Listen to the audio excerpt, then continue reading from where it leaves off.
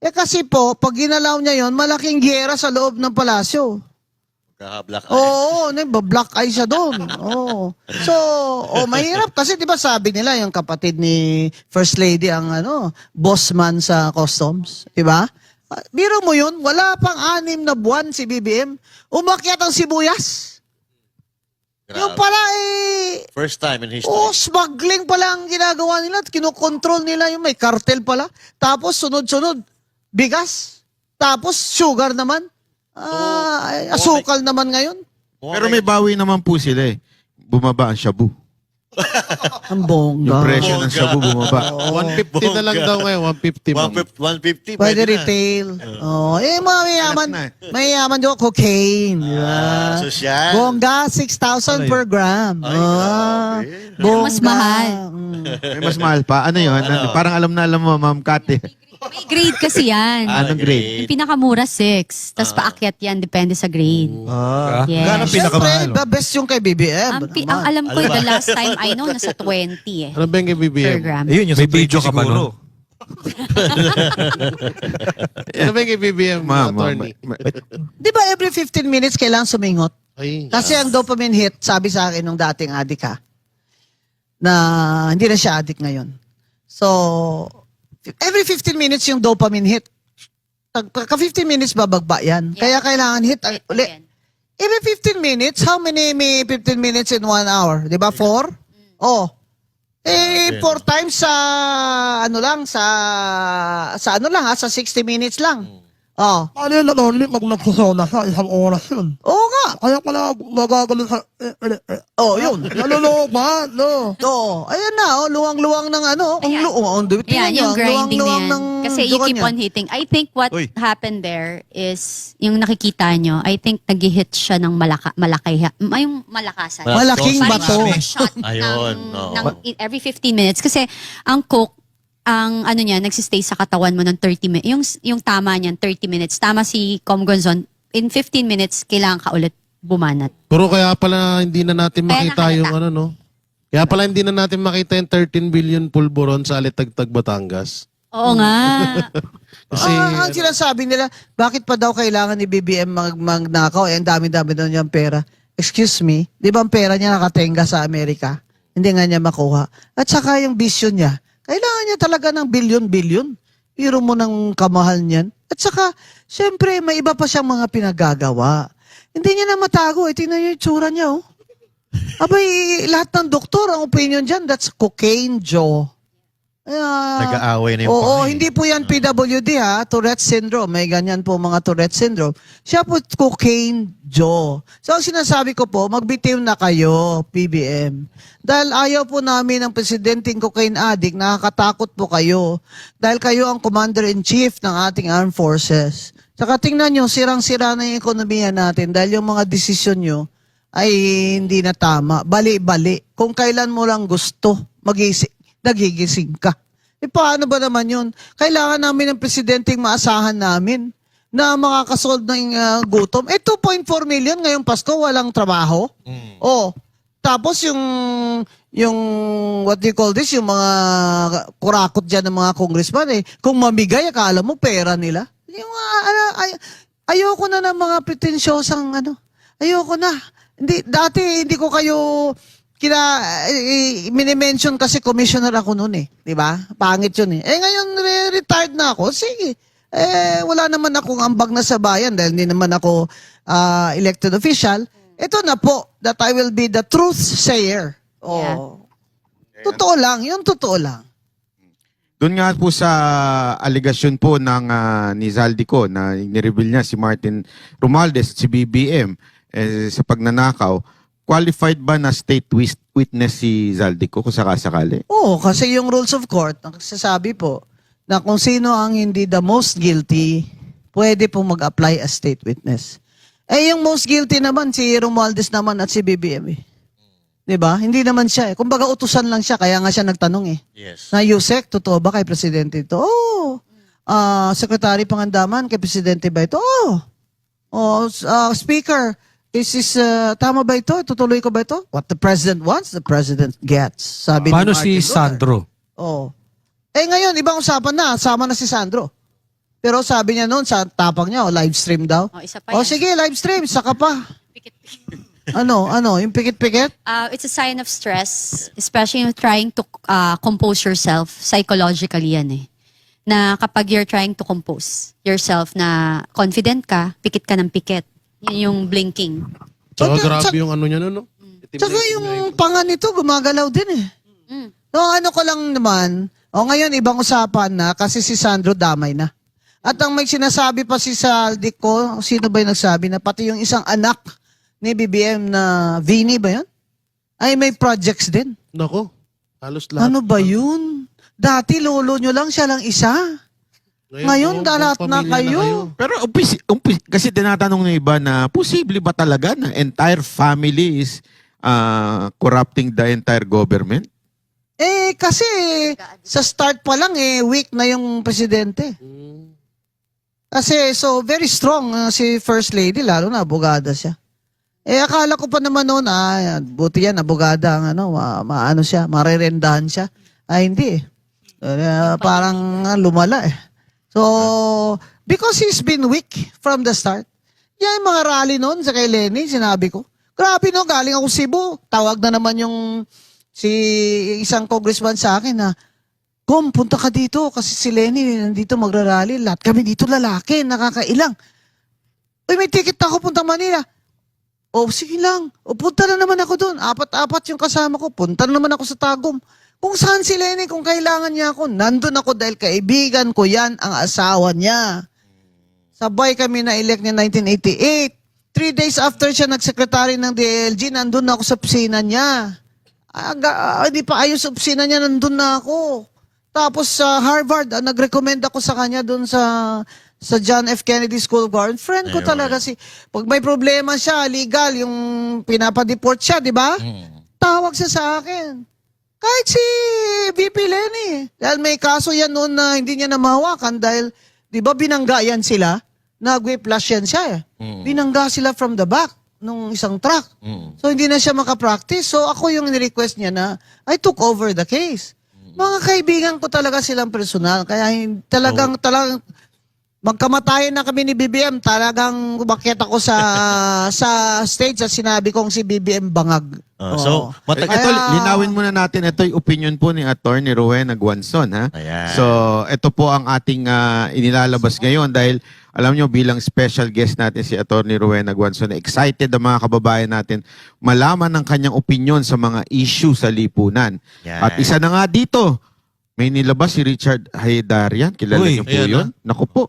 Sabi niya, the top 5 most influential Filipino. Ayan daw po. Hindi ako naniniwala dito. Dapat number 1 kayo dito. Ano yan sila? Oh. Influential. Si Maria Ressa naman. Oo naman. Siyempre, idol ko yan si Maria Ressa. Sino yung Haydarian? Number 2 siya? Oo. Hindi ko... Sino yan? Walang Rolex. Parang ikaw pinapatamaan yan, ma'am. Oh. Tapos followers walang, niya? walang Rolex. Walang Rolex. Wala Rolex na, ma'am, nga Parang siyang puro Rolex, wala kakampwet rin siyang yan, ha? hiya. Kaya lang problema, Na ma'am. maglagay siya dyan ng sarili Diba? niya na number 2 siya. Kaya lang problema, attorney. Wrong spelling eh. Oh. Ha? Wrong spelling. Yung influential. Ay, wrong spelling pang influential. Parang provincial. Siya po nag-post Bira. niyan, ha? Nilagay niya rin si Maria Ressa dyan at si Jessica Soho para kunyari totoo. Kalibel niya. Wala Kunwari, pa. kalibel niya. Ano? Wala po sa dictionary yung ganyang word eh. So siya lang ang nag-post nito? Siya post niya. Ang Ayun, oh. kapal na mukha niya. Diba si Maria Ressa pa nga nagsabi sa isang speech siya na the Philippines may be a failed democracy? Parang reposted niya ata, parang shinare niya eh. Yan ang ano dyan. So hindi ko alam, pero parang ano eh. Pero Parang imposible lahat number yan. 2 siya. Oo naman. Mas mataas pa siya kay Jessica Soho, di ba? Oo.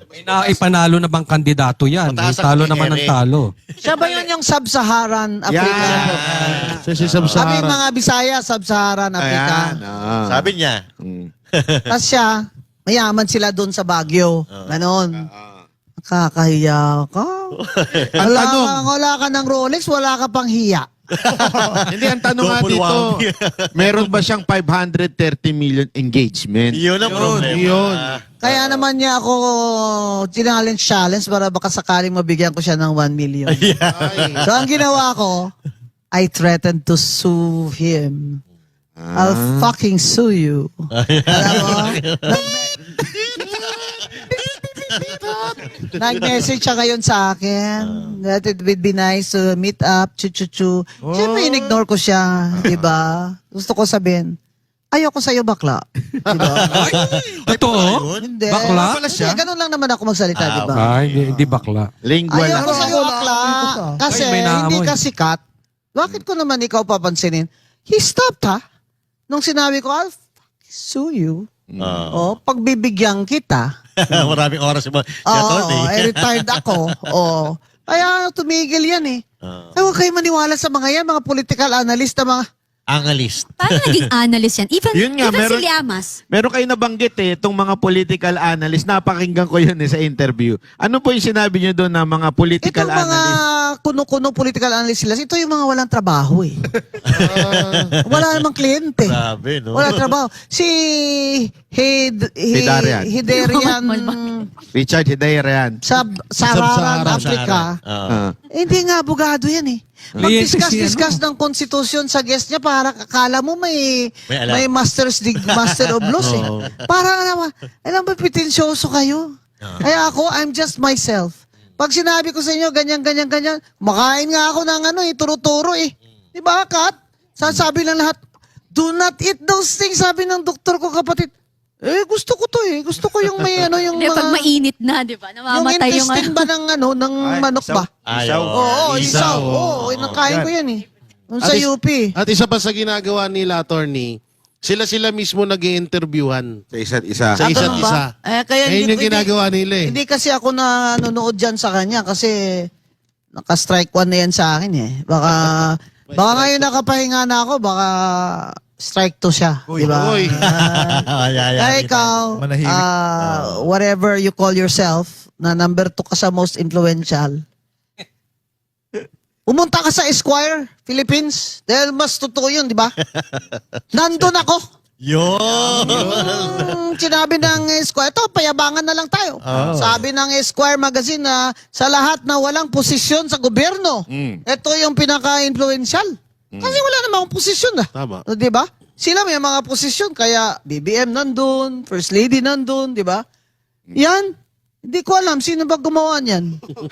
At yan, itanong din natin yung opinion nyo, ma'am, doon sa sinabi ni Senator Robin na wag magpahuli ito si Bato. Ay, wag, ano ba sinabi niya, wag sumuko sa foreign powers si Bato. Ano pong inyong opinion ni doon? Tama naman kung foreign power ang pag-uusapan natin. Talagang tayo hindi nga tayo sumuko sa kudigmaan eh. Ang tanong dyan, ang ibig niyan sabihin, na pag illegal yung pag-aresto, labanan niya. Yun ang ibig niya sabihin. Kasi, yung nangyari doon kay PRRD, kaya talaga nag-comment ako dyan sa yung kababayan ko yan na si Tore. Kasi, ano ba yung warrant na siniserve mo? Yun ang ko. Wala ka namang warrant. Wala ka namang order ng DOJ. Wala kang warrant from a court with jurisdiction. Sabi nila, exempted daw yun dahil doon sa special law na yun. Ano pala ba whose authority ka nag-arrest? Tapos ang ayaw ko doon, yung sinasabi niya talaga, he was pacing back and forth and sabi niya, habang hihilahin ko yan. Ano ka, General Torre?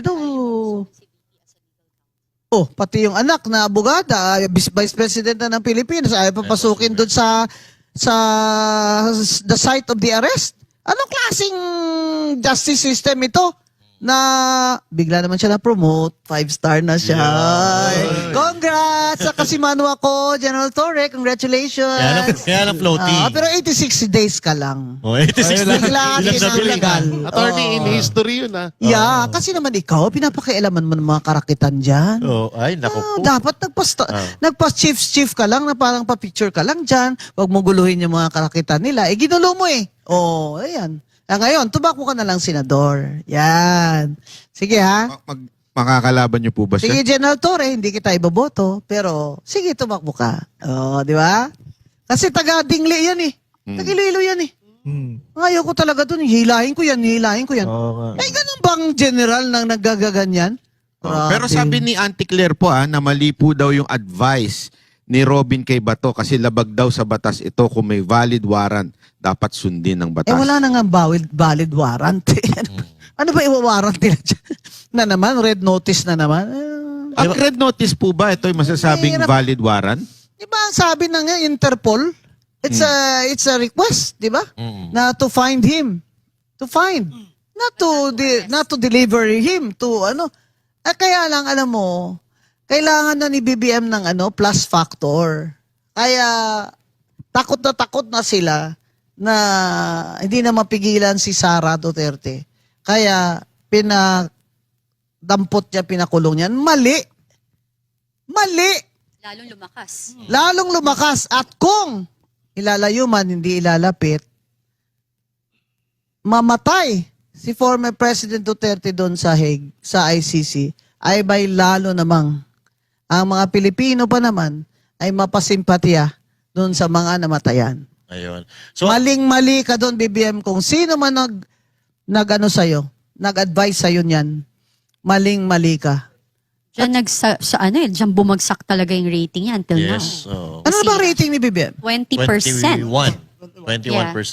Oh. That was before nag 2.4 million ng unemployment. O, tingnan natin ngayon kung ilan na siya. Tsaka, ano ba yan? Agaw tulay. Oo. Agaw tulay. Yan ang agaw tulay gang. Lahat ay nakaw eh. Ano ba yan? Pati tulay, ninakaw na, no? Oo, agaw tulay gang tawag ko dyan eh. Alam mo si BBM, wala na talagang magawa. May tangke de guerra pa dun ha. Andun ang friend ko eh. Sinara ang coastal road. Ha? Sa Davao, may tangke de guerra. Tanks ba? Tapos nag-helicopter siya dun. Tapos pagbaba niya dun, ang mga tao na nakita na bumaba siya, sumigaw, Duterte. Sinisigawan siya eh. Ang sabi po ni Auntie Claire, sa panahon daw ni Pangulong Bongbong Marcos natapos ang tulay. Therefore, legacy ni Bongbong Marcos yan. Oo. Ay, bongga. Yun po sabi niya eh. Parang bang sinasabi ng matanda, kami nagluto, ikaw kakain? Ako nagtanim, ikaw pipitas. Talaga Oo, po. kami nagluto niyan, Ikaw, ikaw ani. kumain. dito, Mahirap. Kagaya ni Risa, claim siya credit sa Supreme Court decision na, tama yan, solid talaga ang PhilHealth, ganyan. O, edi binuking siya ni Filon. Sabi ni Filon, pumirma ka rin sa BICAM na may provision doon na lahat ng mga excess funds o reserve funds ng government corporations ay i-remit sa National Treasury. Kaya yan nila nakuha eh. They could not have been able to do that without that provision in the General Appropriations Act, which you signed, Senator Risa Ontiveros. Ayaw ko lang talaga yung mga pretend kayo dyan eh. Tapos you'll get credit for that Supreme Court decision. Hindi po. Huwag po kayong